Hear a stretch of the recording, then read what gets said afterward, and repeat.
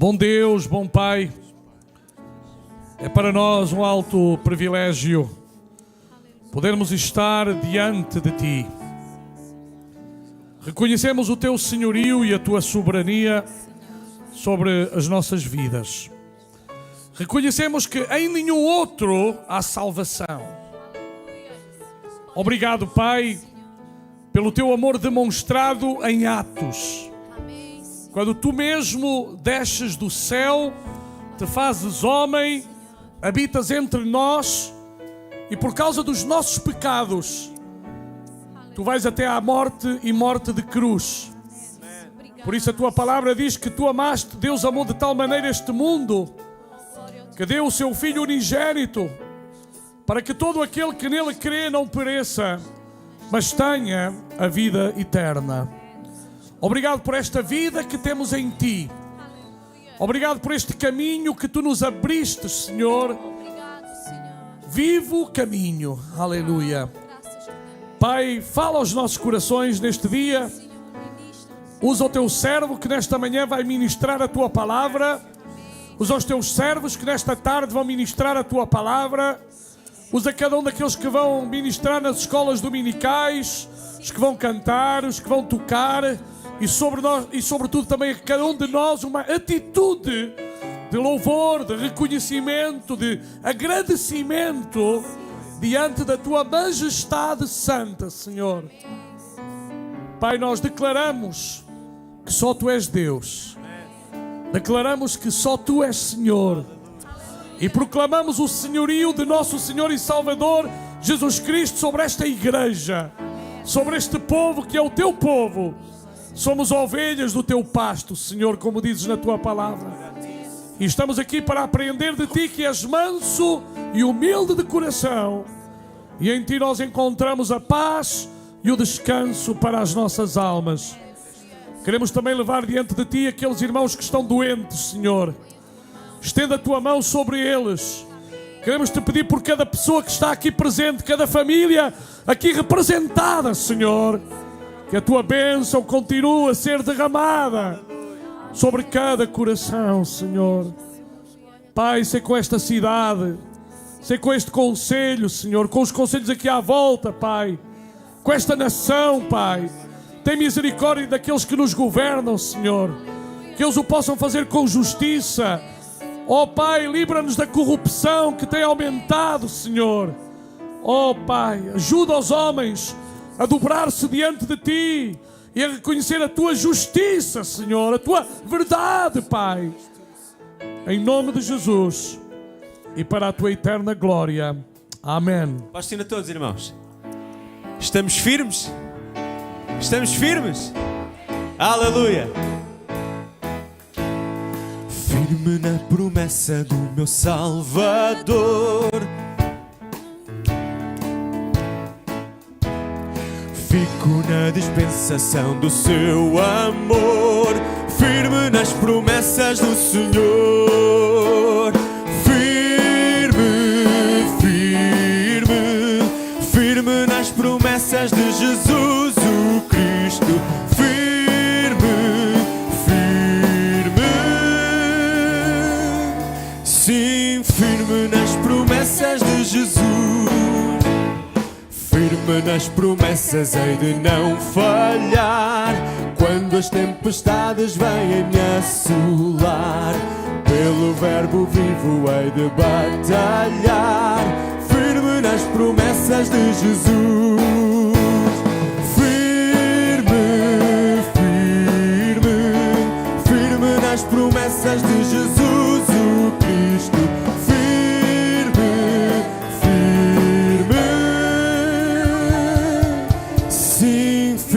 Nas promessas de Jesus, firme nas promessas, sempre vejo assim purificação no sangue para mim, plena liberdade em Jesus sem fim. Firme nas promessas de Jesus, firme, firme, firme nas promessas de Jesus o Cristo. Firme, firme,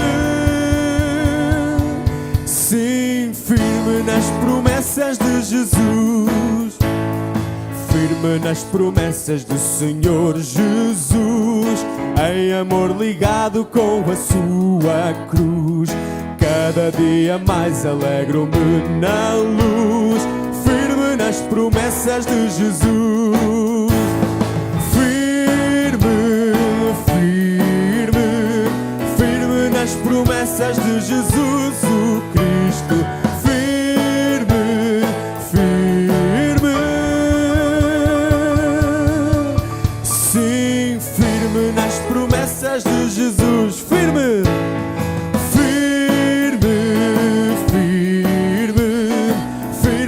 promessas de Jesus o Cristo.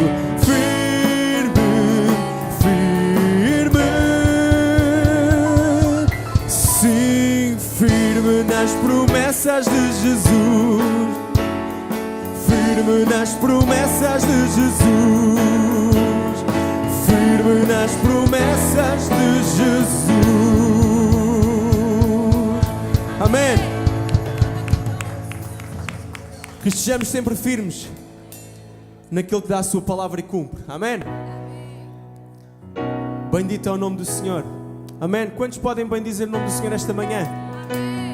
Amém. Aleluia.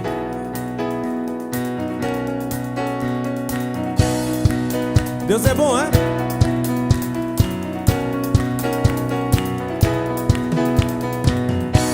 Bendito é teu nome, pois de ti toda a bênção vem, na abundância do teu amor.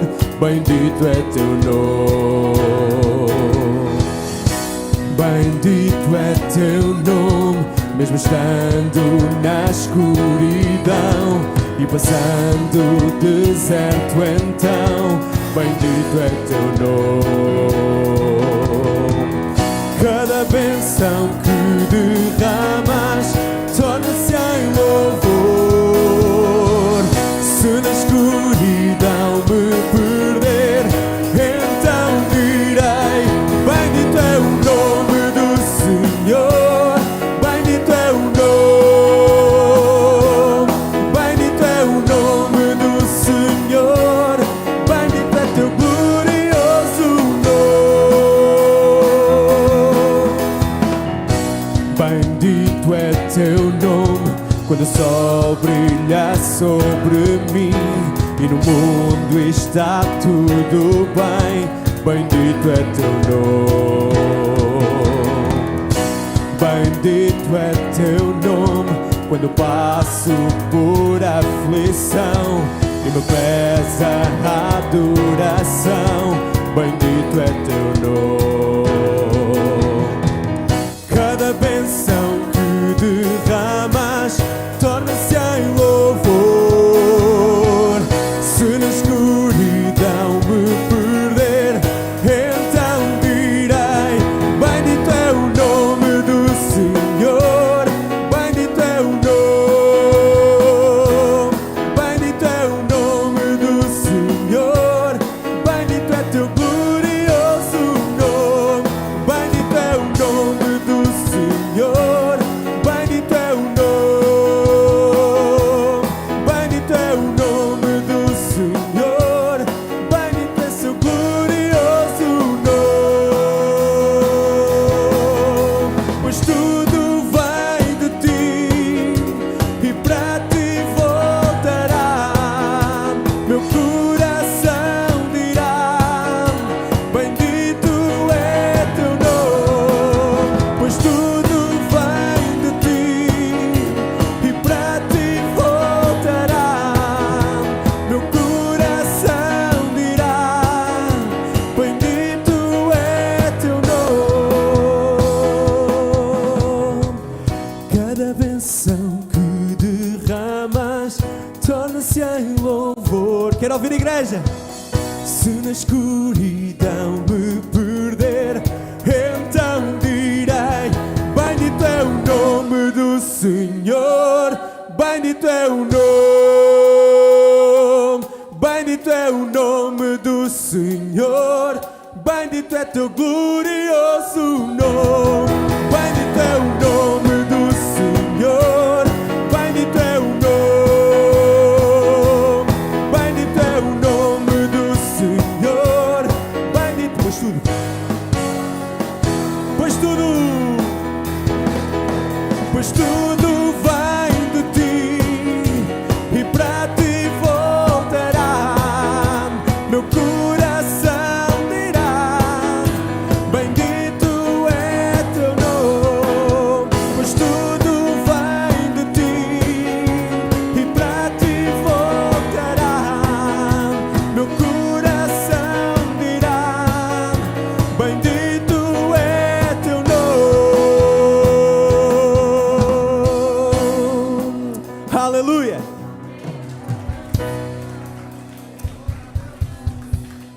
O nome que está acima de todos os nomes, Jesus Cristo, Emmanuel, aleluia. Santo és tu, Senhor.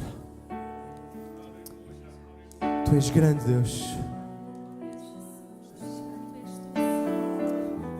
Aleluia. Tu és o Cristo, Filho do Deus Pai, aquele que é digno de toda a honra, de toda a glória, aquele que é digno de estar no primeiro lugar da nossa vida, aquele que é digno de estar no primeiro lugar do nosso coração. Emmanuel, Deus é conosco. Cristo, o nome mais alto, Salvador nosso, glorioso Senhor, Emmanuel, Deus é conosco, fonte de vida, Cordeiro de Deus. Cristo, Cristo, nome mais alto, Salvador nosso, glorioso Senhor,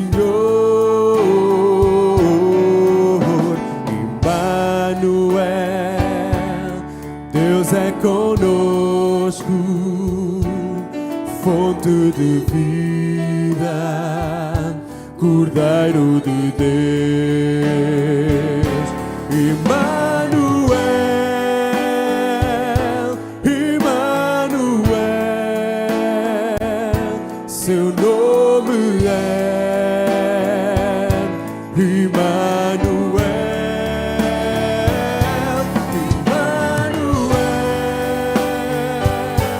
Emmanuel, seu nome é Emmanuel.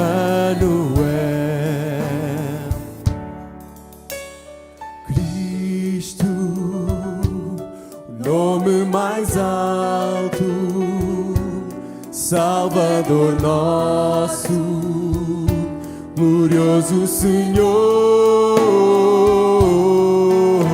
Emmanuel, Deus é conosco, fonte de vida, Cordeiro de Deus. Emmanuel, Emmanuel, Emmanuel, seu nome é Emmanuel, Emmanuel, Emmanuel, seu nome é Emmanuel, Emmanuel, Emmanuel, seu nome é Emmanuel, Emmanuel, Emmanuel, seu nome é Emmanuel. Aleluia. Deus é conosco. Seu nome é Emmanuel. O Deus que a cada adversidade enviou o seu Filho Jesus para descer à terra, para nos ensinar, para nos fazer crescer, para nos salvar, para nos curar. Este mesmo Emmanuel que na cruz do Calvário estendeu os seus braços e que aceitou o desafio que o seu Pai Deus tinha de entregar a sua vida por nós. Que esse sacrifício não tenha sido em vão esta manhã. Que tu, alma cansada que estás aqui, que possas decidir por Cristo, porque Ele é o caminho, a verdade e a vida. Aleluia. Emmanuel,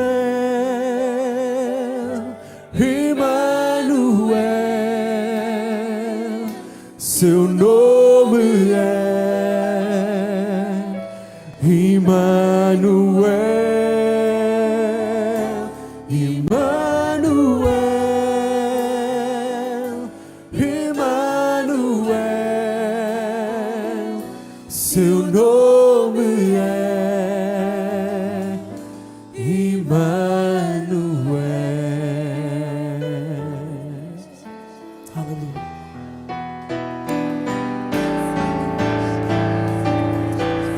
Aleluia. Só Tu és digno, Senhor. Só Tu és digno, Senhor. Só Tu és digno, Senhor. Glória a Ti, Deus. Glória a Ti, Pai. Obrigado porque deste o Teu Filho, Senhor. Santo és Tu, Senhor. Obrigado pelo Teu Santo Espírito, Senhor. Oh, Senhor, obrigado, Pai. Obrigado, Pai, porque enviaste o Teu Santo Espírito, Senhor Deus, como o vento, Pai.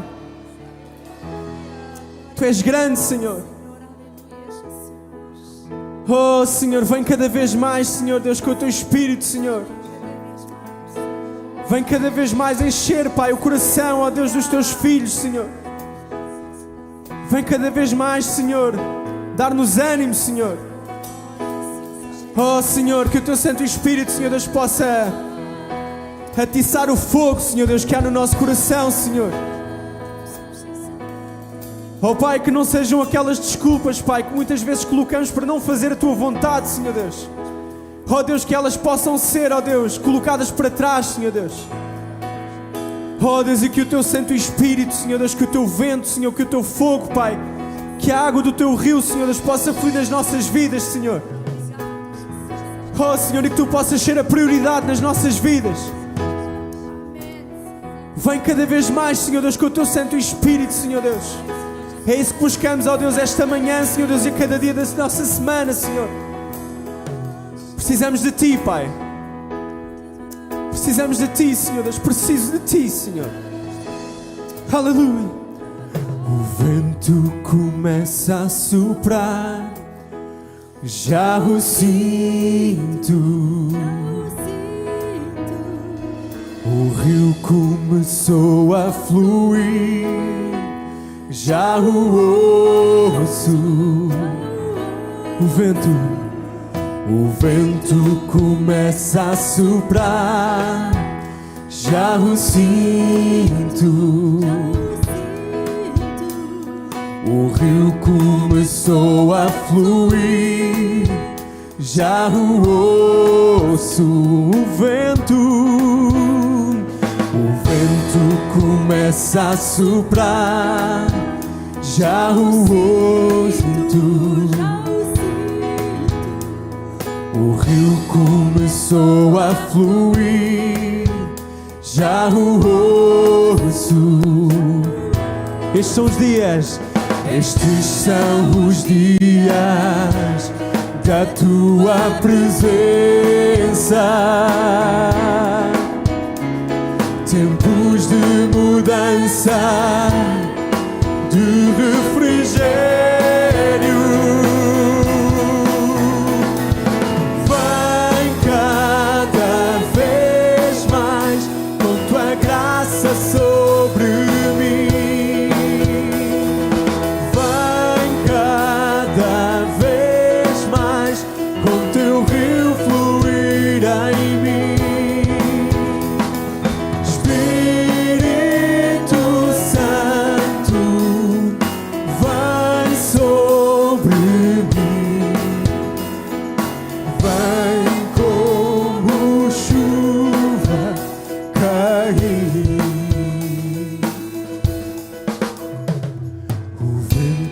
Começa a soprar, já o sinto. O rio começou a fluir, já o ouço. Estes são os dias da Tua presença. Tempos de mudança, de refrigério. Vai, Senhor, vem cá.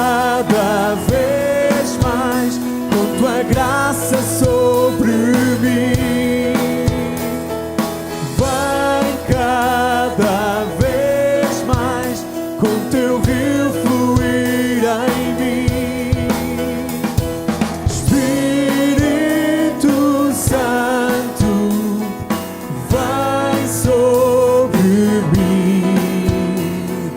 Vem como chuva cair.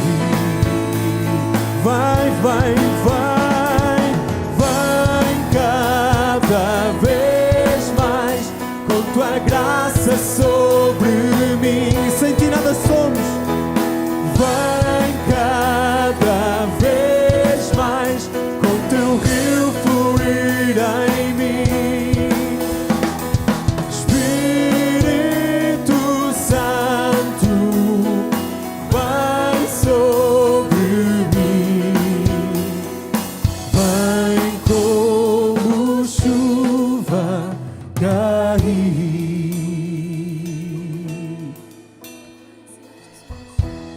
Aleluia. Dá liberdade ao Espírito Santo esta manhã.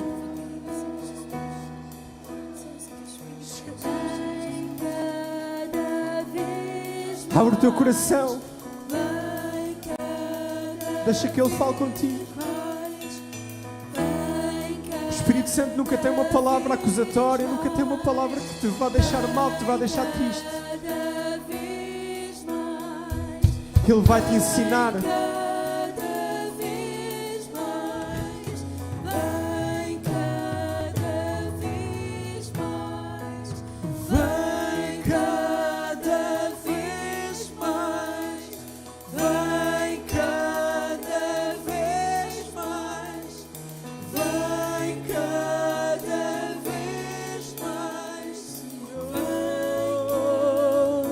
Pede esta manhã que o Santo Espírito possa falar ao teu coração, que Ele se possa manifestar neste lugar. Santo és tu, Senhor. Só tu és digno, Senhor. Pede, pede esta manhã.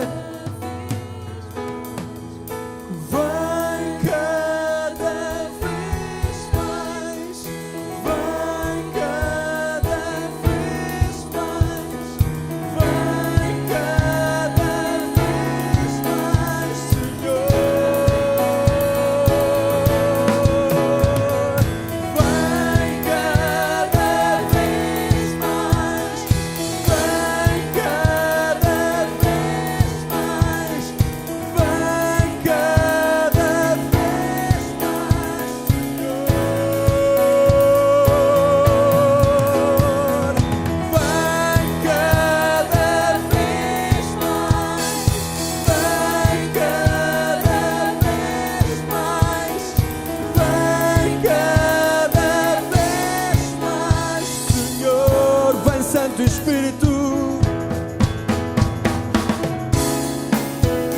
cada vez mais, vem cada vez mais, vem cada vez mais, Senhor. Santo Espírito, Senhor, erga as tuas mãos ao céu esta manhã. Abre a tua boca, glorifica o nome santo de Jesus Cristo. Agradece por todas as coisas boas que Ele tem feito na tua vida. Sê grato ao Senhor. Sê grato por todas as coisas que Ele tem feito. Sê grato por todos os obstáculos que Ele tem te ajudado a ultrapassar. Aleluia. Aleluia. Tu és grande. Vem cada vez mais, com tua graça sobre mim.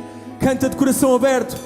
Vem cada vez mais, com teu rio fluir em mim. O céu está em festa esta manhã. Aleluia. Abre a tua boca e canta. Aleluia. Vem cada vez mais, com tua graça sobre mim. Vem cada vez mais, com teu rio fluir em mim. Espírito Santo, vem sobre mim, vem como chuva cair, vem cada vez mais com tua graça sobre mim, vem cada vez mais com teu rio fluir em mim. Precisamos de ti, Senhor. Espírito Santo, vem sobre mim, vem como chuva cair.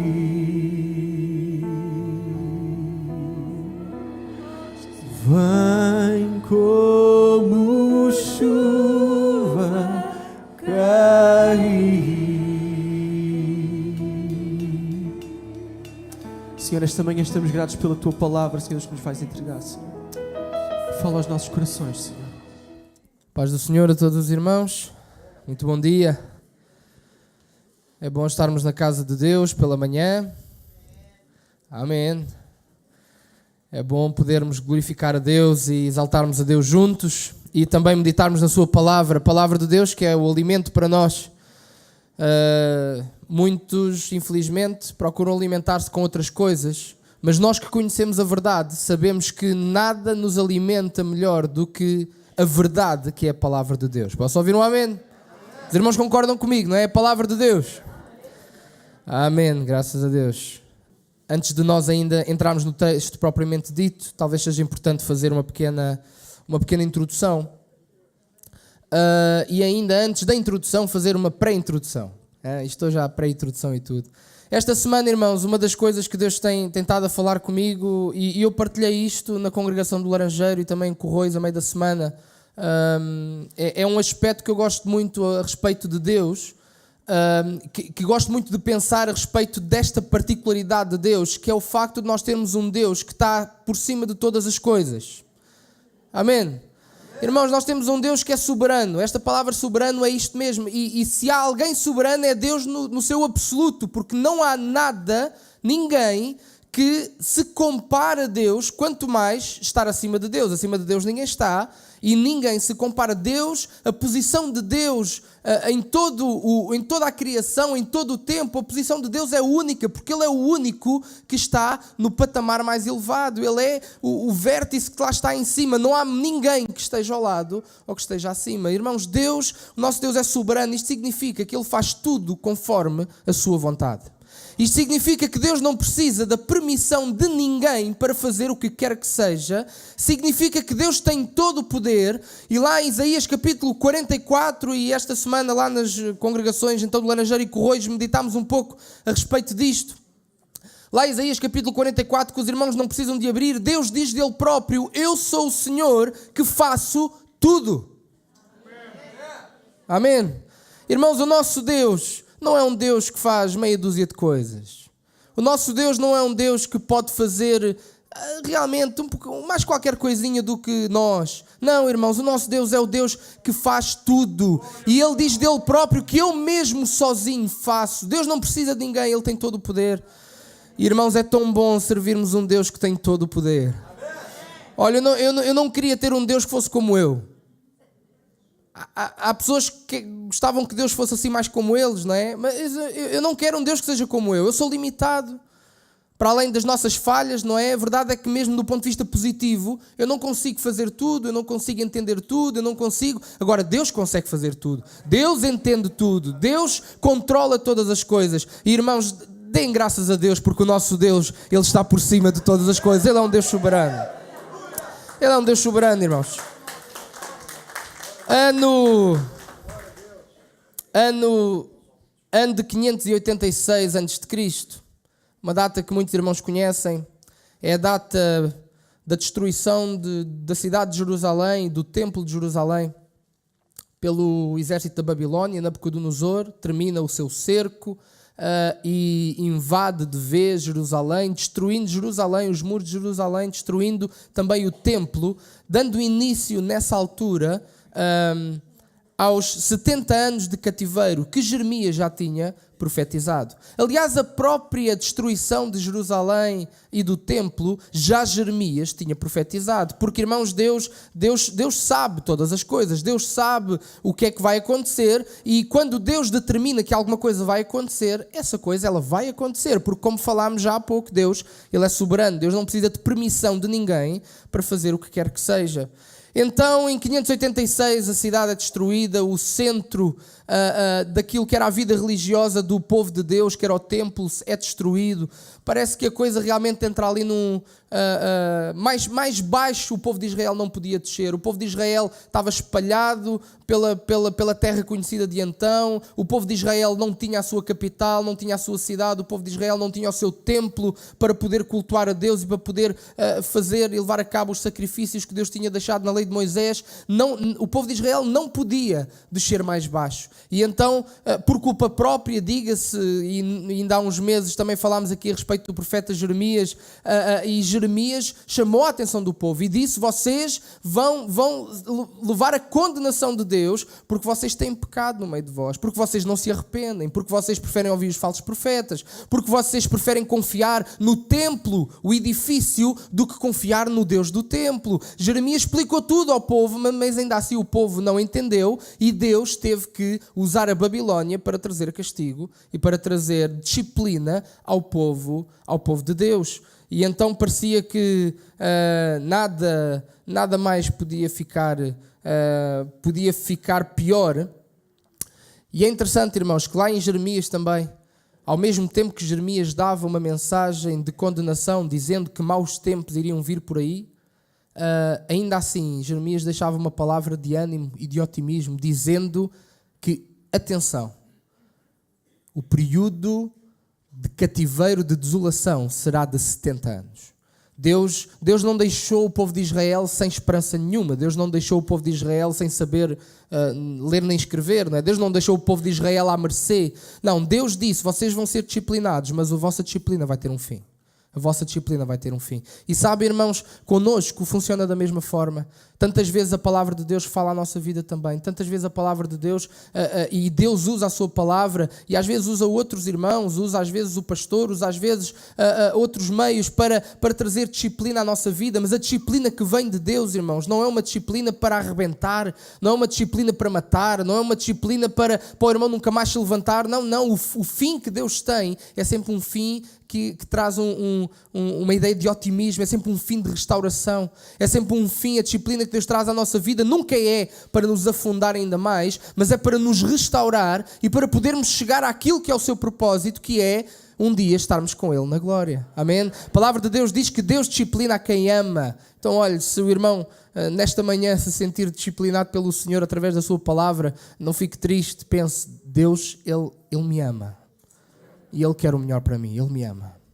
Ele quer o melhor para mim. Então, 70 anos o povo iria ficar no cativeiro. 586, disse eu, então, 50 anos depois, no ano de 536 a.C., um homem chamado Ciro decreta, imperador da Pérsia, ele decreta o retorno do povo para a Babilónia. Contra todas as possibilidades, não havia razão política nenhuma, absolutamente nenhuma, para que Ciro pudesse tomar uma decisão daquelas do ponto de vista estratégico. Mas mais uma vez, irmãos, como nós falámos no princípio, Deus é soberano. Deus não precisa de permissão de ninguém para fazer o que quer que seja.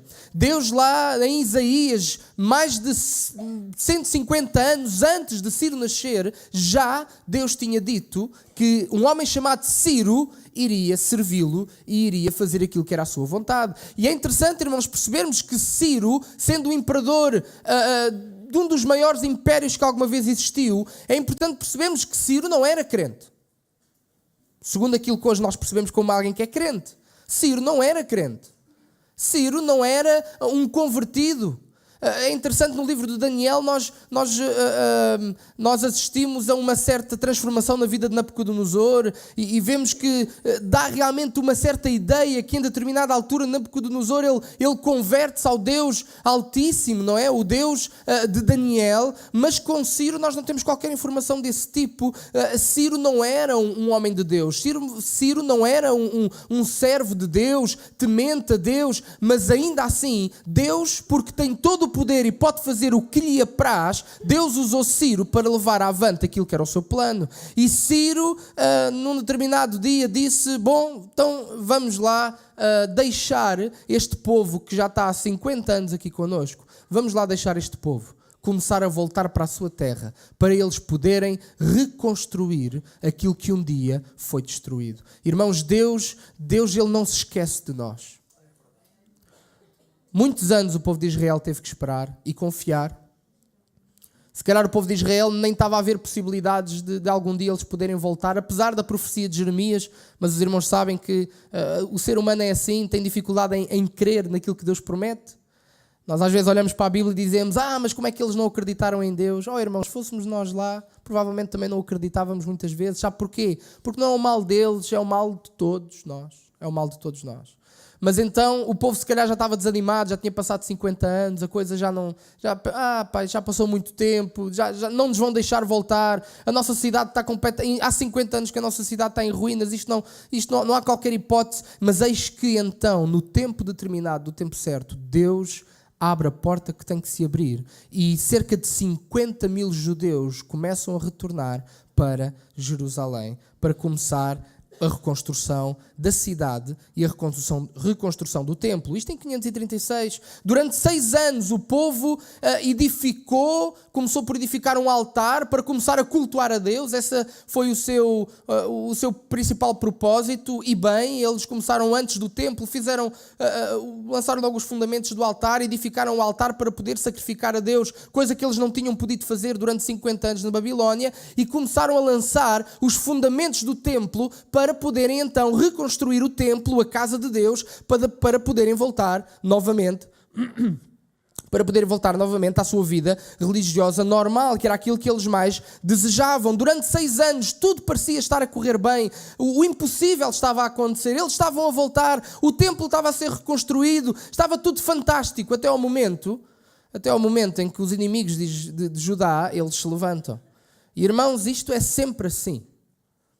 É sempre assim. Quando nós nos propomos a fazer a obra de Deus e quando Deus até abre portas para nós avançarmos e fazermos a obra de Deus, não é de estranhar, porque é sempre assim. Vão-se sempre levantar inimigos da obra do Senhor para dificultar a nossa vida.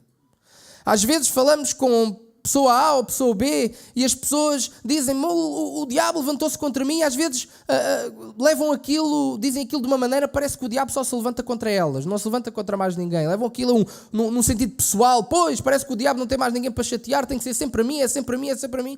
Irmãos, não é sempre aos irmãos, é a todos nós. Quando nós queremos fazer a vontade de Deus, quando nós nos propomos fazer a obra de Deus, como era o caso ali do povo, sempre haverá inimigos nossos, inimigos de Deus, inimigos da obra de Deus, que se vão levantar. Sempre haverá isso. Não devemos ficar surpreendidos com isso. Temos é que estar preparados para isso. Temos que estar preparados para isso. Porque pensarmos que a vida cristã, como se costuma dizer, é um mar de rosas, isso é sermos crianças. Isso é sermos imaturos. Não tem nada a ver, irmãos, com falta de fé. O pastor está a falta de fé, dizer que então a vida cristã não é um mar de rosas. Pois, não é um mar de rosas, não é? Não é? Todos sabemos que não é. Todos sabemos que não é. Só não vê quem não quer, não é? Mas ainda assim, irmãos, não sendo um mar de rosas, não há vida melhor do que esta vida cristã. Amém? Não há vida melhor. Uma vida de liberdade que temos em Cristo Jesus. Os inimigos de Israel, eles levantaram-se e eles conseguiram que um outro imperador, depois de Ciro morrer, um outro imperador persa, decretasse o embargo da obra, e eles foram obrigados a parar a obra, e a obra teve parada durante 10 anos, cerca de 10 anos. Os fundamentos estavam lançados, o altar existia e eles continuaram a sacrificar, mas o templo ficou parado. E é no ano 520, é neste contexto, é nesta situação, no ano 520 a.C., que Deus levanta este homem, Ageu, e agora sim estamos a entrar no profeta Ageu. Deus levanta este homem, Ageu, para exortar e disciplinar o povo e animar também o povo a prosseguir com a sua obra, porque o povo estava numa determinada condição que não agradava a Deus. E o povo estava nessa condição por causa da derrota que eles tinham sofrido. Irmãos, e é verdade, às vezes nós ficamos traumatizados. Às vezes quando nós estamos naquele primeiro amor, queremos fazer a vontade de Deus, a obra de Deus, e começamos a fazer a obra de Deus, e depois logo mais alguma situação se levanta, até deixe-me dizer, pode não ser o diabo, até pode ser, sabe que nós às vezes também não fazemos assim as coisas muito bem feitas, e às vezes nós próprios dificultamos a vida a nós próprios, mas seja como for, algum obstáculo se levanta, e parece que de repente aquilo que era o nosso desejo de cumprir a vontade de Deus e fazer a obra de Deus, parece que se esfuma naquele obstáculo, porque dizemos, não estava à espera disto, não estava à espera que se levantassem tantas barreiras, não estava à espera que se levantasse tanta confusão, tanto problema, tanta dificuldade, não vale a pena. Às vezes ficamos tão traumatizados com o obstáculo que se levanta que ficamos numa determinada condição, que era a condição em que o povo estava. E que Deus não queria que o povo estivesse nessa condição. Uma condição então provocada por um obstáculo. E Ageu é levantado por Deus para dar 4 mensagens, e nós hoje vamos falar apenas das 3 primeiras, para dar 4 mensagens, 4 pregações, se quisermos, ao povo de Israel, ao povo de Judá, e talvez, irmãos, acredito eu, que talvez já não haja aqui ninguém que vá sentir as 3 mensagens que sejam para si, mas eu tenho a convicção de que pelo menos uma delas talvez se encaixe em algum de nós que estamos aqui. Olha, Deus tem falado à minha vida e eu tenho a convicção de que Deus também vai falar à tua vida nesta manhã. E há pouco o André dirigiu o louvor e ele orava, não é? Que o Espírito Santo ele pudesse ter liberdade para falar à nossa vida. E, irmãos, e é isso que nós, enquanto agora ouvimos a palavra de Deus, deixa o Espírito Santo falar à sua vida. Deixa o Espírito Santo trazer ao seu coração. Se calhar alguma coisa que o irmão nunca pensou. Se calhar alguma coisa que o irmão nunca deu conta. E o Espírito Santo vai querer trazer ao seu coração para que o irmão possa corrigir. Às vezes pode ser uma pequena coisa, mas às vezes as pequenas coisas fazem grandes diferenças, não é? Então, a primeira mensagem que o profeta Ageu traz para o povo é uma mensagem acerca da negligência do povo para com a obra de Deus. Capítulo 1, versículo 2, até versículo 4, que diz: assim fala o Senhor dos Exércitos, dizendo: este povo diz, não veio ainda o tempo em que a casa do Senhor deve ser edificada. Veio, pois, a palavra do Senhor por intermédio do profeta Ageu, dizendo: porventura é para vós tempo de habitardes nas vossas casas forradas, enquanto esta casa fica deserta? Até aqui, irmãos, nós vamos já avançar. Vejam, a primeira mensagem que Ageu traz é uma mensagem, uma acusação de negligência do povo para com a obra de Deus. Aquele trauma que o povo teve com aquele obstáculo que se levantou, aquela proibição que se levantou por parte de Artaxerxes para que o povo não pudesse continuar a construção, aquilo teve o seu impacto de tal maneira que eles desanimaram e eles, durante 10 anos, começaram a convencer-se que ainda não era o tempo. Ainda não era o tempo de fazer a obra de Deus. Ainda não tinha chegado o tempo. Talvez, irmãos, com receio de que, assumindo que tinha chegado o tempo e recomeçando a tentar outra vez reedificar o templo, eles talvez tivessem receio de voltar tudo outra vez, de se levantarem os inimigos outra vez e de os obstáculos aparecerem outra vez. E eles não estavam a querer passar por isso mais uma vez. Eles não estavam a querer passar por essa frustração ainda mais uma vez. E é aquilo que sucede muitas vezes, como eu disse há pouco.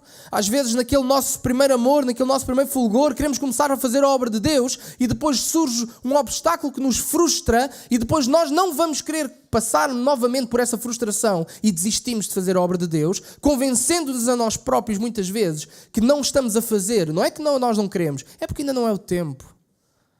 Ainda não é o tempo. O tempo às vezes tem as costas largas, não é? Às vezes, quando a gente não sabe o que justificação há de dar, demos o tempo. O tempo e depois, isto ainda não é tempo. Quando for o tempo, há de haver o tempo. Ainda não é o tempo, ou já foi o tempo. O tempo, às vezes, ajuda-nos a justificar, às vezes, o injustificável, não é? Mas vejam então a acusação que Ageu faz. Ageu diz, então vocês dizem que ainda não chegou o tempo de reedificar a casa do Senhor. Mas o tempo para vocês edificarem as vossas casas, esse chega sempre.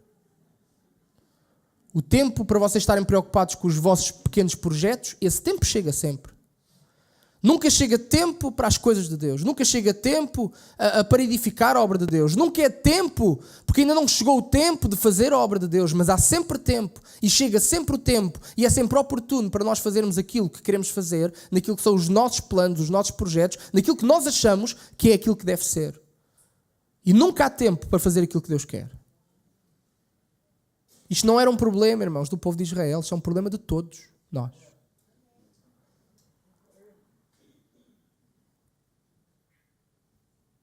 É um problema de todos nós. E o profeta Ageu, ele é contundente, ele é bem específico. Ele diz, então a casa de Deus está como está. As vossas casas estocadas, do melhor, o luxo, e a casa de Deus. E a casa de Deus continua na situação em que está. Devido à oposição do passado, justificavam-se, não é, o povo dizendo que ainda não era o tempo. E como eu disse, talvez com medo de represálias, eles acomodaram-se, o comodismo estava a afetar a sua vida. E a obra de Deus ficou para segundo plano, enquanto deram prioridade aos seus projetos pessoais. Isto fala-nos, irmãos, de inversão de prioridades. É quando nós colocamos a obra de Deus para segundo lugar. E os irmãos podem pensar, mas isso da obra de Deus é para os que servem a tempo inteiro. Não é, irmãos, não é. Todos nós temos uma obra para fazer. São funções diferentes. Claro que aquilo que eu tenho para fazer é diferente daquilo que o irmão tem para fazer. Mas todos nós temos uma obra para fazer. Porque, irmãos, Deus não nos formou. O tal Deus que é soberano, que antes de Ciro nascer já o chamava pelo nome. E ele dizia, tu não me conheces, mas eu conheço-te. O Deus que formou o povo de Israel do ventre, não é? Como que dizendo, foi Deus que formou o povo, mas a Jeremias também lhe disse, eu também te formei. E assim Deus que nos formou cada um de nós, porque ninguém nasce por acaso, ninguém nasce por um equívoco. Se o irmão nasceu e está aqui nesta manhã é porque Deus permitiu, e se o irmão aqui está é porque Deus tem um plano para a sua vida, porque Deus não permite que ninguém nasça para ser um assistente e um espectador. Irmãos, Deus não precisa de assistentes. Deus não precisa de espectadores para verem como é que as coisas estão a correr. Deus quer que nós possamos sermos parte ativa da obra dele. Deus quer que nós sejamos uma parte ativa na sua obra. Então, irmãos, quando falamos da obra de Deus, não estamos a falar só de quem serve a Deus o tempo inteiro, os pastores, os obreiros, quem seja. Estamos a falar de todos nós temos uma responsabilidade, mas talvez nos estejamos a convencer de alguma maneira que ainda não chegou esse tempo. Porque se calhar ainda somos muito novos, quando lá mais para a frente e depois eu dedico mais tempo ao Senhor. Se calhar dizemos, estou aqui mesmo no meio da idade, não dá jeito nenhum. E se calhar é coisa, se calhar, se fosse mais novo, se calhar tinha feito de outra maneira, mas agora só dá mais tarde. E depois quando chegamos lá mais tarde dizemos, tenho poucos anos de vida, tenho que tentar tirar o melhor partido dos anos de vida, nunca tive tempo para mim, agora este tempo da reforma vou tirar tempo para mim. E arranjamos sempre, irmãos, sempre, todos nós conseguimos fazer isso com certeza, arranjamos sempre esta justificação do tempo, dizendo que não é tempo, dizendo que não há tempo. Mas Deus, irmãos, Deus naquela altura disse, meus amigos, é tempo. E irmãos, deixem-me dizer nesta manhã, é tempo. Começar a servir a Deus, irmãos, não é uma coisa para ontem, é para hoje. É começando hoje. Não é para a semana, é começando hoje. Começando hoje. Então o profeta Ageu, ele acusava o povo de ter invertido as prioridades. E sabe qual foi a consequência disso? Versículo 5. Versículo 5, 6 e depois o 9 e 11 também. A consequência, pois claro, porque tudo o que fazemos tem a sua consequência. Ora, pois, assim diz o Senhor dos Exércitos, considerai os vossos caminhos. Semeais muito e recolheis pouco. Comeis, porém não vos fartais. Bebeis, porém não vos saciais. Vestis-vos, porém ninguém se aquece, e o que recebe salário recebe-o num saco furado. Versículo 9. Esperaste o muito, mas eis que veio a ser pouco. E esse pouco, quando o trouxeste para casa, eu o dissipei como um sopro. Por que causa, disse o Senhor dos Exércitos, por causa da minha casa que está deserta, enquanto cada um de vós corre à sua própria casa. Por isso retêm os céus sobre vós o orvalho, e a terra detém os seus frutos, e mandem vir a seca sobre a terra e sobre os montes, e sobre o trigo, e sobre o mosto, e sobre o azeite, e sobre o que a terra produz, como também sobre os homens, e sobre o gado, e sobre todo o trabalho das mãos. Irmãos, esta atitude do povo de Judá, aquilo que provocou foram consequências negativas. Aquilo que eles faziam parece que não resultava em nada. Eles trabalhavam, mas o fruto do trabalho não se via. Eles ganhavam o salário, mas o salário não chegava para nada. Constantemente eles estavam em dificuldades, constantemente eles estavam em aperto, e eles não estavam a perceber o porquê. E Deus vem claramente dizer o porquê. Porque vocês têm as vossas prioridades à frente daquilo que é a minha prioridade, então é assim que as coisas são.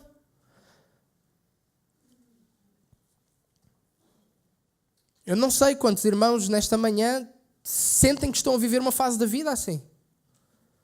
Parece que as coisas não fazem sentido, parece que trabalha-se, mas estamos a trabalhar para quê? Não temos que chegue, é constantemente um grande aperto, é constantemente uma aflição, é constantemente uma insegurança, é constantemente... E porquê? Se calhar, irmãos, se calhar, talvez, não estou a dizer que seja todo o caso, mas talvez o irmão tenha as suas prioridades trocadas. Talvez o irmão esteja-se a tentar convencer que ainda não chegou o tempo de fazer aquilo que Deus quer que o irmão faça. E o irmão tem dedicado todo o seu tempo a fazer aquilo que quer fazer. Mas as coisas não estão a resultar. É tempo, irmãos, de olharmos para as nossas prioridades. É tempo de olharmos para aquilo que é a nossa vida e percebermos o que é prioritário para nós. É a obra de Deus? É a vontade de Deus? Ou é a minha vontade? É o plano que Deus tem para mim? Ou é o plano que eu desenhei para mim próprio? Temos que ajustar as nossas prioridades. E que o Espírito Santo, irmãos, possa falar à vossa vida nesta manhã. Possa falar à vossa vida nesta manhã. A segunda mensagem que o profeta Ageu trouxe para com o povo foi um mês depois, sensivelmente. No capítulo 2, e o profeta Ageu vai colocar a nu aquilo que era o desânimo do povo. Por um lado, o povo tinha as prioridades trocadas, e isso causou consequências na sua vida pessoal grande, como vimos, as coisas não corriam como deveriam correr, a economia estava mal, não é? Não chovia, seca e a terra não dava aquilo que deveria dar. E porquê? Porque as prioridades estavam trocadas. Por outro lado, Ageu vai falar agora, lá está, para um outro tipo de pessoas, que o problema poderia ser um bocadinho diferente. E esse problema era o desânimo. E diz lá no versículo 3 do capítulo 2: quem há entre vós que, tendo ficado, viu esta casa na sua primeira glória? E como a vedes agora, não é esta como nada diante dos vossos olhos comparada com aquela? O que é que estava a acontecer, irmãos? O que acontecia é que havia pessoas ali que estavam a assistir à reedificação do templo e que tinham vivido no tempo do templo de Salomão. E o Templo de Salomão foi uma obra magnífica. Foi uma obra do ponto de vista do luxo e do esplendor.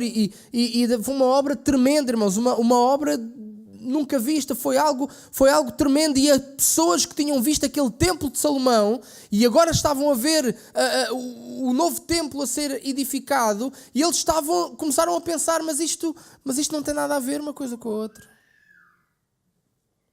Isto não tem nada a ver uma coisa com a outra. Eles começaram a desanimar, eles começaram a dizer, então, mas estamos a trabalhar para ficarmos aquém do que se fez no passado.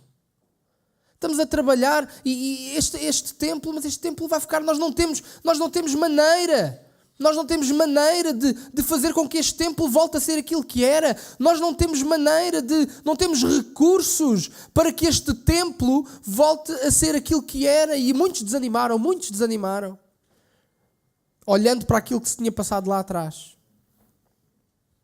Mas veja, irmãos, a resposta que Deus dá no versículo 4. Ora, pois, esforça-te, Zorobabel. Era quem? O líder civil que estava a comandar as obras. Ora, pois, esforça-te, Zorobabel. Diz o Senhor, e esforça-te, Josué, filho de Josadaque, sumo sacerdote. E esforça-te todo o povo da terra, diz o Senhor, e trabalhai, porque eu sou convosco, diz o Senhor dos Exércitos. Segundo a palavra da aliança que fiz convosco, quando saístes do Egito, o meu espírito permanece no meio de vós. Não temais, não temais. Irmãos, vejam a resposta que Deus dá, a resposta imediata que Deus dá ao desânimo do povo. O povo estava desanimado porque não tinha os recursos para fazer igual àquilo que o Templo de Salomão e ao esplendor que o Templo de Salomão tinha antes de ser destruído. E Deus, Ele vem dizer, mas esforcem-se. Esforcem-se, vejam que Deus não está... eles estavam preocupados com o esplendor do templo, mas Deus não estava. Aquilo que Deus queria é que eles fizessem aquilo que estava certo fazer, que era cumprir a vontade de Deus. Deus diz, mas isso não é uma preocupação vossa. Vocês têm que fazer o templo. A vossa preocupação não é se tem maior esplendor, se tem menor esplendor. E depois mais à frente vamos ver uma palavra profética que fala a respeito certamente daquilo que será o templo quando Cristo reinar por 1000 anos aqui na terra, lá que ainda está para vir, não é? Mas vejam, Deus fala ao povo e diz, mas vocês esforcem-se. Eu estou convosco. Não importa se o templo tem uma maior... se o templo é mais bonito ou é mais feio. O que importa é que eu estou convosco. Irmãos, deixem-me dizer, nós podemos estar numa casa mais bonita ou numa casa mais feia, mas o que importa é que Deus está connosco. Podemos estar num sítio bonito como este, como podemos estar numa garagem com 2 ou 3 pessoas. A pergunta que temos que fazer é, está Deus connosco? Está Deus connosco? Se Deus está connosco, glória a Deus. E então, irmãos, quando nós nos deparamos então com uma obra para fazer, quando nós nos deparamos com um projeto de Deus para a nossa vida, e às vezes alguns os que porventura já tenham mais experiência com Deus e que se calhar já tenham sido usados por Deus no passado de uma forma grandiosa, há pessoas que ficam presas a essa experiência do passado. E as pessoas acham, Deus, eu fui usado por ti de uma forma tão grande lá atrás, eu agora não estou a ver maneiras disso voltar a acontecer. Eu não estou a ver condições de Deus, o mover que nós sentíamos lá há 20 anos, Senhor. Há 30 anos, Senhor, o mover que nós sentíamos, Senhor, já hoje em dia já não vai lá. Muitos pensam assim, podem não dizer, mas pensam. Irmãos, mas Deus é o mesmo. Deus é o mesmo. Irmãos, se Deus diz para fazermos, nós estamos muito presos às vezes aos resultados das coisas. Irmãos, nós não estamos aqui pelos resultados das coisas. Eles estavam presos ao resultado. Para eles o resultado ia ser fraco. E o templo de Zorobabel realmente era uma coisa assim um bocado feia, a comparar com o de Salomão. Eles estavam presos ao resultado material da questão, não é? Eles estavam presos à questão física. Mas, irmãos, Deus não se preocupa com isso. O que Deus queria que o povo lhe obedecesse, irmãos, temos que começar a ficar desprendidos dos resultados, irmãos. Aquilo que nós temos que saber é o que é que Deus quer que eu faça e eu vou fazer porque Deus está comigo e os resultados, o que resultar da obra dele é responsabilidade de Deus, não é nossa. Então, irmãos, temos que tirar esse desânimo da nossa vida. Temos que tirar esse desânimo olhando para trás. Porque lá atrás não, irmãos. Em nome de Jesus, tire esse desânimo da sua vida. E diga, não, Deus, eu quero. Não importa o que foi lá atrás. O que é que hoje tu queres que eu faça? É isto que eu vou fazer. E se vier alguém e diz, teu irmão está a fazer isso. Pois, mas isso já não é como antigamente. Irmão, não liga a essas conversas. Não liga a essas conversas. Isso é conversa de quem não quer fazer, irmão. Não liga a essas conversas. Irmão, olhe para a frente.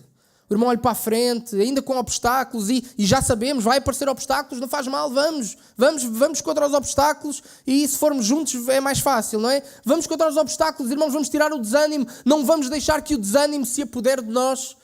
Não há muito tempo, eu partilhei isto assim com alguém, não há muito tempo, também desanimei, não é? A gente desanima de vez em quando. E estava ligeiramente desanimado. Ligeiramente desanimado por isto, irmãos, porque às vezes, e não tinha a ver até nada com aqui, tinha a ver até com algumas até com outros lugares e a oportunidade de ir a outros lugares e tudo mais, mas tinha a ver, irmãos, com isto nós sabemos o valor que a palavra de Deus tem, não é? E damos o melhor para tentar trazer a palavra de Deus, não é? Com correção e com verdade, porque só assim é que Deus trabalha. Deus não vai comprometer-se com uma palavra que é dita de uma forma mentirosa, que não corresponde à verdade. Deus está comprometido com o que está escrito. Deus não está comprometido com a minha interpretação. Agora, eu quero que a minha interpretação seja o mais correta possível para que a coisa, como nós costumamos dizer, bata a bota com a perdigota, não é? Para que a coisa possa correr assim dessa maneira. Mas, irmãos, desanimei, sabe porquê? Porque às vezes tive ali uma ligeira comichão. Porque às vezes parece que pregamos a palavra e parece que não. E parece que há tanta gente a dizer mentira e quando dizemos a verdade às vezes parece que não faz diferença. Há tanta gente a dizer mentira, pronto, não há outra maneira de dizer isto, dizer disparates, dizer baboseiras, e quando nós que tentamos fazer, quando eu digo nós, estou a falar dos meus colegas e certamente os irmãos também procuram fazer o melhor nesse sentido, quando nós damos o nosso melhor para dizer a verdade, às vezes, irmãos, parece que não faz diferença. Mas e depois naquelas conversas que temos com Deus e depois vamos chegando a esta conclusão, mas lá estou eu a pensar nos resultados. Lá estou eu outra vez a ficar preso àquilo que eu acho que acontece ou deixa de acontecer. O que é que Deus quer? E Deus falou, Nuno, o que é que tu quer? O que é que eu quero que tu faças? E eu digo, Deus é para pregar a palavra, então prega, pronto, e o resto deixa. Faz o teu melhor, fala o teu melhor e depois o resto deixa. Irmãos, não vamos deixar que o desânimo ele nos ataque, irmãos, e depois fica ali e depois não fazemos nada. Não, irmãos, em nome de Jesus vamos deixar o desânimo e vamos olhar para a frente e vamos deixar os resultados com Deus e vamos dar o nosso melhor. Sabe qual é a nossa responsabilidade? Não é fazer aparecer resultados, é nós, como diz aí no versículo 4, é nós nos esforçarmos e trabalharmos, porque olha, também se não fizermos nada, também nada vai acontecer, isso é de certeza absoluta. Temos que nos esforçar, temos que dar o nosso melhor, temos que trabalhar e, irmãos, Deus vai ser connosco e certamente que isso é o mais importante e vamos ser tidos como filhos obedientes. Aquilo que Deus quer, irmãos.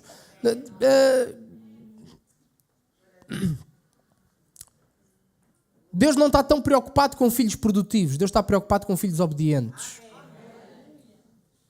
Deus não está aqui preocupado com índices de produção. Deus está preocupado com filhos obedientes. Índices de obediência.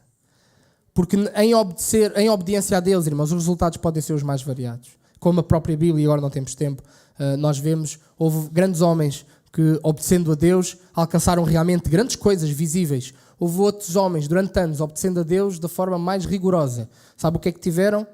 Pouco mais do que nada. Mas, no entanto, o que é que os coloca ao mesmo nível? Não é os resultados. O que os coloca ao mesmo nível é que foram os dois obedientes. E é isso que nós devemos procurar ser também. Então, irmãos, se está desanimado por causa daquilo que foi o passado e acha que hoje já não dá, irmãos, isso não é do Senhor.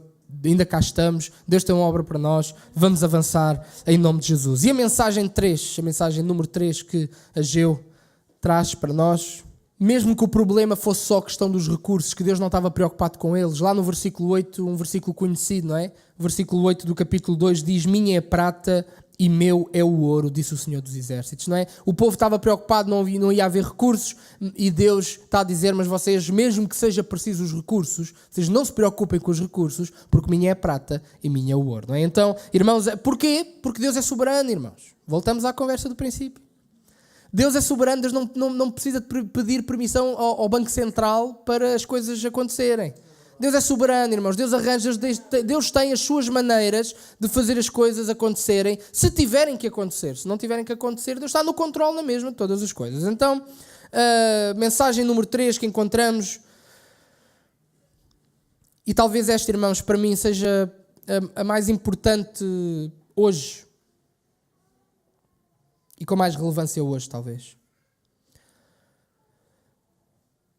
A mensagem que Ageu traz é acerca, e a acusação que faz, é acerca da ideia errada que o povo estava, de alguma forma, a ter a respeito do culto a Deus. A parte central do culto ao Senhor é através dos sacrifícios, e estamos a falar no Antigo Testamento, era a lei de Moisés, era assim que tinha que ser. E eles realmente, apesar de não terem o templo construído, eles, como eu disse, e está lá em Esdras, no capítulo 3, o povo, logo das primeiras coisas que fez foi edificar o altar para poder começar a cultuar a Deus, para poder começar a sacrificar ao Senhor. Mas Deus vai acusá-los aqui de eles estarem com uma ideia ligeiramente errada a respeito do propósito do culto. Então vamos ver, irmãos, se conseguimos nos explicar. Aqui versículo 11 até ao versículo 13, nós vamos encontrar uma pergunta que o profeta faz aos sacerdotes, ou que o Senhor faz aos sacerdotes através do profeta Ageu. E diz lá versículo 11: Assim diz o Senhor dos Exércitos, pergunta agora aos sacerdotes acerca da lei, dizendo: Se alguém leva carne santa na orla das suas vestes, e com ela tocar no pão, ou no guisado, ou no vinho, ou no azeite, ou em outro qualquer mantimento, porventura ficará isto santificado? E os sacerdotes responderam: Não. E disse Ageu: Se alguém que for contaminado pelo contacto com o corpo morto tocar em alguma destas coisas, ficará ela imunda? E os sacerdotes responderam, dizendo: Ficará imunda. Versículo 14: Então respondeu Ageu, dizendo: Assim é este povo, e assim é esta nação de diante de mim, diz o Senhor, e assim é toda a obra das suas mãos, e tudo o que ali no altar oferecem, imundo é. Ideia errada que eles tinham sobre o culto. Então, irmãos, são duas perguntas que são feitas. O primeiro fala aqui, se alguém levar carne santa, aqui está a falar da carne que era a carne sacrificial para o sacrifício, que era considerada santa. E se alguém levar essa carne, e essa carne estiver na orla das suas vestes, a pergunta era se a santidade dessa carne, se ela... contaminar não é a melhor palavra porque é no sentido positivo, não é? Mas se influenciava ou tornava tudo aquilo que tocava, se tornava as outras coisas santas também. E os sacerdotes responderam, e bem, que não. Uma carne santa, o carne sacrificial, ou para o efeito qualquer outro objeto que fosse considerado santo, os objetos que tínhamos no templo, no tabernáculo, em contacto com um outro objeto que não fosse santo, a santidade não passa por contacto de pele, não é? Portanto, a santidade não passa. O objeto é santo, mas... Agora, a pergunta depois é feita ao contrário. Então, e se alguém que em contacto com um corpo morto, porque segundo a lei de Moisés essa pessoa ficava considerada imunda para o serviço do altar, ficava considerada imunda para prestar culto a Deus, não era imundo no sentido absoluto da palavra, a pessoa... Mas para determinados rituais, para prestar culto, a pessoa não podia, ao tocar num cadáver durante X tempo, a pessoa não podia cultuar a Deus, tinha lá que fazer o ritual da purificação. Então a pergunta é feita ao contrário: e se alguém, sendo imundo porque tocou num corpo morto, vier e tocar num objeto que é santo, contamina esse objeto? E os sacerdotes disseram, sim, contamina. Irmãos, qual é o princípio que nós encontramos aqui? O princípio que nós encontramos é que o culto a Deus, a adoração formal a Deus, o culto a Deus que o povo estava a fazer, os sacrifícios que eles estavam a fazer, não resolvia o problema do pecado que eles tinham. Mas, por outro lado, o pecado que eles tinham contaminava, e de que maneira, a adoração que eles queriam prestar a Deus. Ou seja, o ritual, a adoração não resolvia o problema do pecado, mas sim o pecado contaminava a adoração e Deus não aceitava a adoração que eles queriam dar. O povo, naquela altura, ele estava acomodado, Eles sacrificavam no altar construído há 16 anos atrás, ou seja, eles continuavam a cultuar a Deus, embora, como nós vimos, as prioridades estavam trocadas. Embora eles estivessem mais preocupados com os seus projetos do que com os projetos de Deus. Embora alguns deles estivessem desanimados, até achando que Deus já não ia operar no dia de hoje como tinha operado no passado. Mas apesar disso tudo, eles continuavam a adorar a Deus como se a adoração a Deus fosse, digamos, equilibrar a balança, não do bom comportamento, mas a balança ali entre o deve e o haver no relacionamento com Deus. E aquilo que nós encontramos, é uma palavra tremenda esta, e ontem estava a meditar nisso assim um bocadinho com mais calma, por isso é que estou aqui a falar também com os irmãos, não é? Que é interessante vermos isto, irmãos, que hoje em dia há muita gente que pensa exatamente da mesma maneira. Exatamente da mesma maneira. As pessoas acham que o facto de virem à casa de Deus resolve o seu problema do pecado. As pessoas acham que o facto de assistirem ao culto resolve ou santifica o pecado que eles têm na sua vida. Eles acham que o facto de cantarem os corinhos, de até ofertarem, eles acham que isso resolve o problema do pecado. Mas deixem-me dizer, a adoração a Deus não resolve o problema do pecado. Há só uma coisa que resolve o problema do pecado, que é o arrependimento e a busca de perdão em Cristo Jesus. Não há outra forma. A adoração a Deus não resolve o nosso problema de pecado. Podemos vir aqui todos os cultos, todos os dias da semana, nas diferentes congregações, podemos cantar os hinos todos, podemos participar do culto com tudo aquilo que há para participar. Irmãos, mas o nosso pecado não se vai embora por adorarmos a Deus. Antes, ao contrário, o pecado contamina a nossa adoração a Deus. Podemos vir os cultos todos, podemos cantar as músicas todas, podemos ofertar o que quisermos ofertar. Deus não está interessado. Deus não está interessado. O pecado aprisiona. Há muita gente que vem ao culto e depois fica ali, nem sabe, só fica ali, nem se sente bem, está a adoração, estamos a cantar, glória a Deus, aquele irmão está a dizer glória a Deus, mas que é isto? A pessoa não sente, a pessoa não sabe porquê. Sabe porquê? Porque o irmão não está com liberdade. Porque há qualquer coisa que o irmão precisa de retirar da sua vida. E cantar não vai tirar o pecado da sua vida. Adorar a Deus não vai tirar o pecado da sua vida. Não vai tirar o pecado da sua vida.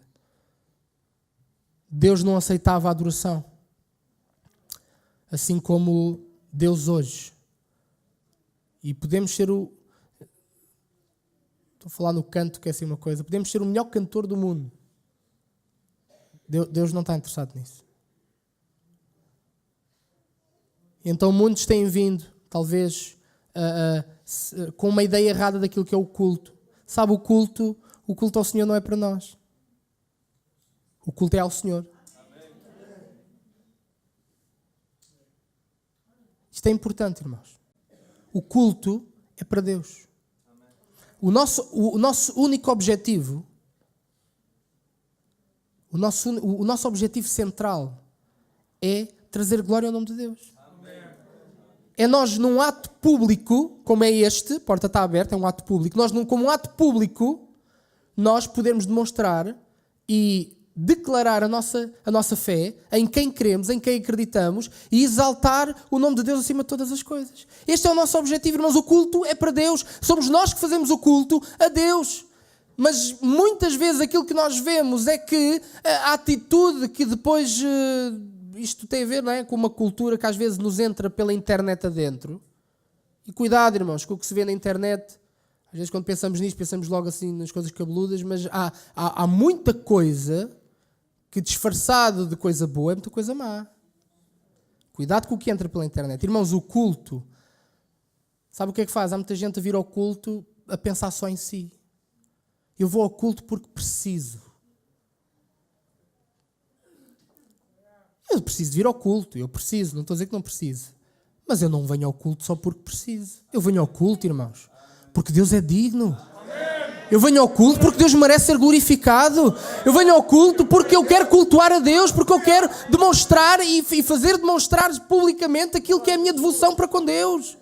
Irmãos, que depois Deus opera na nossa vida, Deus opera, que Deus liberta, que Deus cura, muitas vezes Deus cura. Mas irmãos, não vamos inverter as prioridades, não vamos achar, eu estou muito mal, a minha vida está muito mal, vou ao culto para ver se o pecado é lavado assim, com os cânticos, o cântico entra e o pecado sai. Não sai, irmãos, não vai sair. Não vai sair, irmãos. Só há uma maneira do pecado sair da nossa vida. Sabe como é que é? É reconhecermos o nosso pecado. É nos arrependermos, é nós dizermos, Deus, a palavra do Senhor diz, quem confessa e deixa alcança misericórdia. Irmãos, não há outra forma. E eu gostava que os irmãos pudessem ficar de pé. E vou terminar lendo um texto.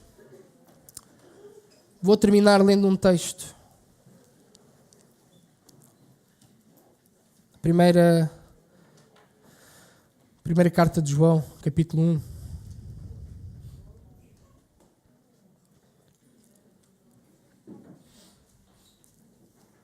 E talvez, irmãos, então, não digo as 3, mas talvez alguma destas mensagens possa ter tocado no coração do irmão.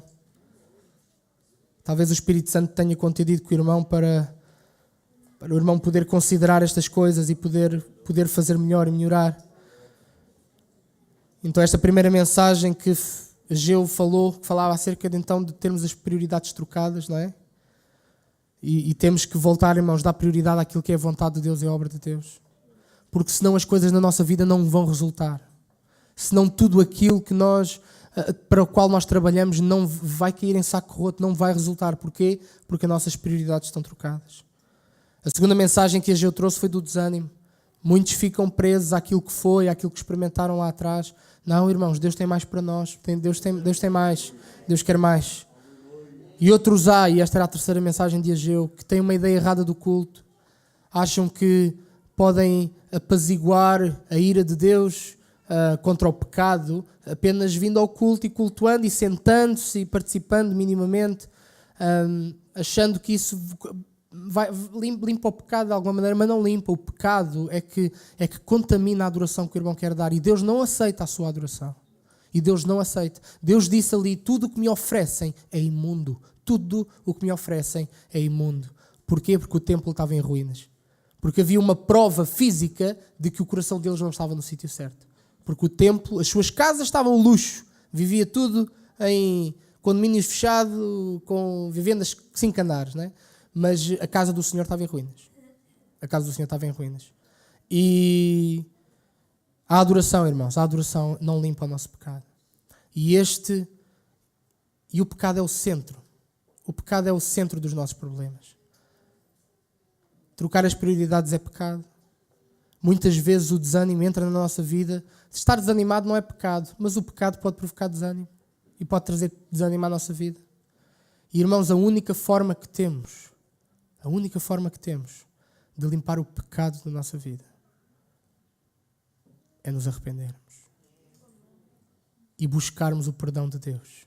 E aí sim, adorarmos a Deus com toda a liberdade e com todo o gozo, sabendo que Deus assim aceita a nossa adoração. E diz lá na primeira carta de João, capítulo 1, versículo 8 e 9, versículos conhecidos, não é? Se dissermos que não temos pecado, enganamos a nós mesmos e não há verdade em nós. Se confessarmos os nossos pecados, Ele é fiel e justo para nos perdoar os pecados e nos purificar de toda a injustiça. Irmãos, há só uma coisa, a adoração não purifica ninguém. A adoração é para Deus, não é para nós.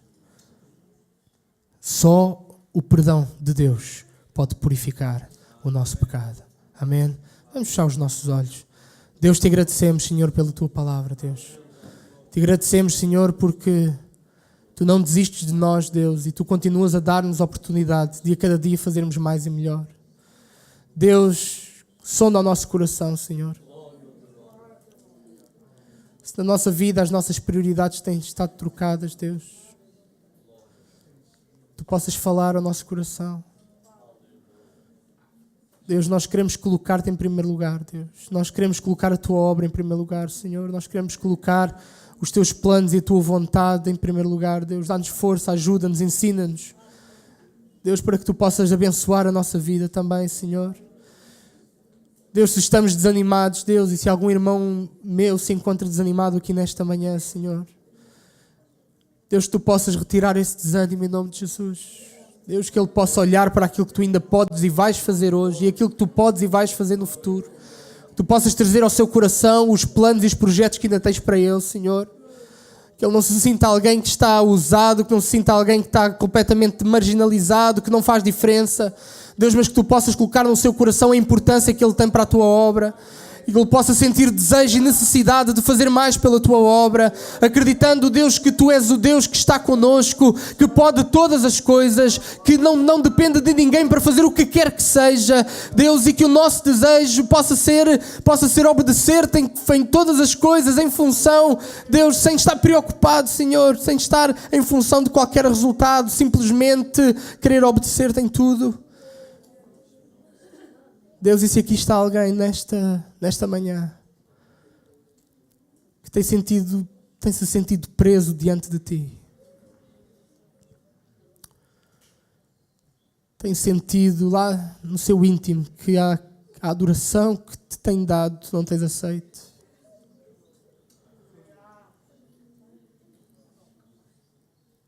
Deus, que o Teu Santo Espírito possa convencer nesta hora, possa convencer do pecado nesta hora.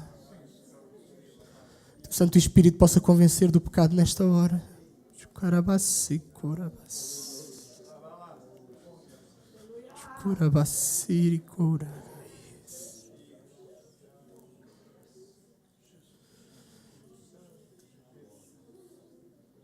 Que o meu irmão e a minha irmã possam reconhecer o seu pecado nesta hora. Possam buscar perdão diante de Ti nesta hora, em nome de Jesus, Deus. Perdoa, Senhor, perdoa, Senhor, perdoa, Senhor, perdoa, Senhor. Liberta, Deus, em nome de Jesus, Senhor. Limpa, purifica de todo o pecado, em nome de Jesus. Se achamos que não temos pecado, enganamos a nós mesmos. Talvez seja aqui alguém pela primeira vez. Talvez seja aqui alguém que nunca teve um encontro com Cristo. Talvez seja aqui alguém que nunca teve a oportunidade para pedir perdão pelos seus pecados. Talvez seja aqui alguém que nunca foi confrontado com esta palavra. Deixa-me dizer-te, Deus tem grandes coisas para ti também. Mas Deus precisa que tu te arrependas dos teus pecados. Deus precisa que tu dependas dEle. Deus precisa que tu queiras ser uma nova criatura. Deus precisa que tu queiras mudar a tua antiga, a tua velha maneira de viver.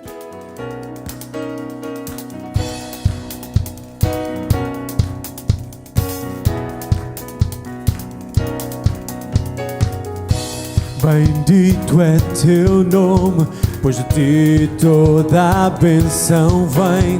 Na abundância do Teu amor, bendito é Teu nome. Bendito é Teu nome, mesmo estando na escuridão e passando o deserto, então, bendito é Teu nome. Cada bênção que derramas torna-se em louvor.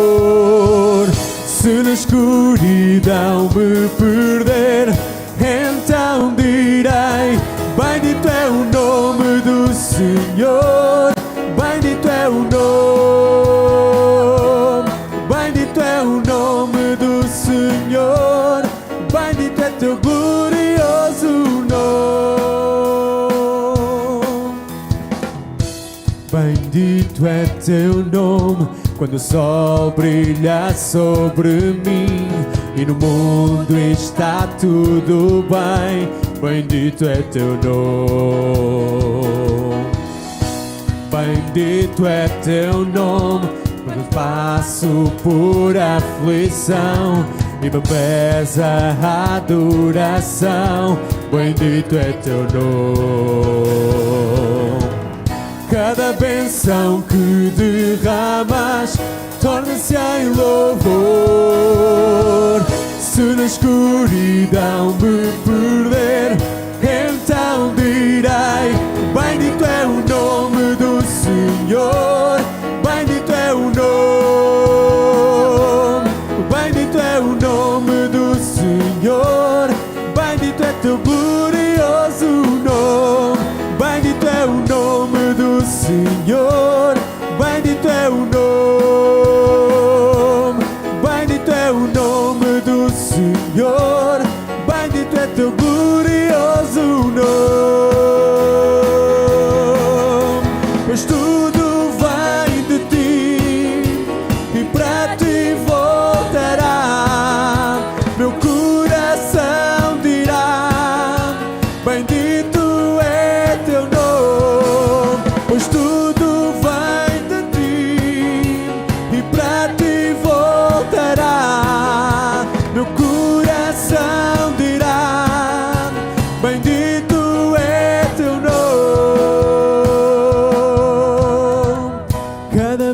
coração que derramas torna-se em louvor. Se na escuridão me perder, então direi: bendito é o nome do Senhor, bendito é o nome, bendito é o nome do Senhor, bendito é teu glorioso nome, bendito é o nome do Senhor, bendito é o nome, bendito é o nome do Senhor, bendito é teu glorioso nome, pois tudo de ti e para ti voltará, meu coração dirá: bendito é teu nome, pois tudo vem de ti e para ti voltará, meu coração dirá: bendito é teu nome. Amém.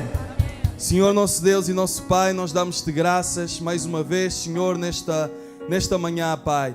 Obrigado, Deus, por cada hino que nós podemos entoar ao Teu nome, Senhor. Obrigado, Deus, porque não há ninguém como Tu, Senhor. Obrigado, Deus, porque podemos vir até este lugar, Pai, para dar glória ao Teu nome, porque Tu és um Deus soberano, Senhor.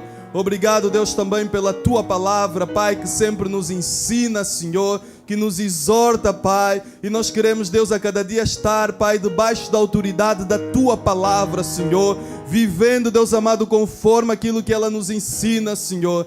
Ajuda-nos, Deus amado, a cada dia a colocá-la em prática, Senhor, que Tu possas estar em primeiro lugar na nossa vida, Senhor. Obrigado, Deus, por cada irmão, por aquilo que Tu falaste, Senhor. Ajuda-nos a guardar nos nossos corações, Pai. Abençoa-nos e guarda-nos também. Aqueles que forem até as suas casas, Pai, guarda e protege, Senhor. Pai querido, também sê com, Pai querido, a escola dominical, Deus, abençoa e ajuda-nos, Deus, para a Tua honra e para a Tua glória. Nós Te exaltamos, Senhor, e Te glorificamos, em nome de Jesus. Amém.